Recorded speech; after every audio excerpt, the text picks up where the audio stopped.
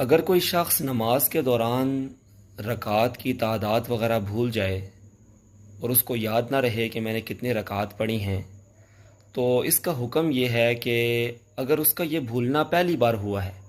یا شاذ و نادر بہت ہی کم وہ نماز میں بھولتا ہے،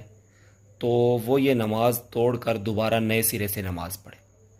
لیکن اگر وہ اکثر اوقات نماز میں بھولتا رہتا ہے رکعات کی تعداد، تو پھر غالب گمان پر عمل کرے، یعنی سوچے اور جو اس کے ذہن میں پکا آ جائے کہ 2 رکعتیں پڑھی ہیں یا 3 پڑھی ہیں، 2 کے بارے میں اس کا غالب گمان ہو جائے تو بس 2 پڑھ کے آگے 2 اور کر کے 4 پوری کر لے، یا 3 پہ ہو جائے اس کا غالب گمان تو پھر 1 اور رکعت ملا کے پوری کر لے۔ اور اگر غالب گمان کسی طرف نہ ہو تو پھر کمی کی صورت اختیار کر لے، یعنی 3 اور 4 رکعت میں شک ہوا تو 3 تو یقین ہے کہ پڑھی ہیں، تو لہٰذا اس کے ساتھ چوتھی ملا لے۔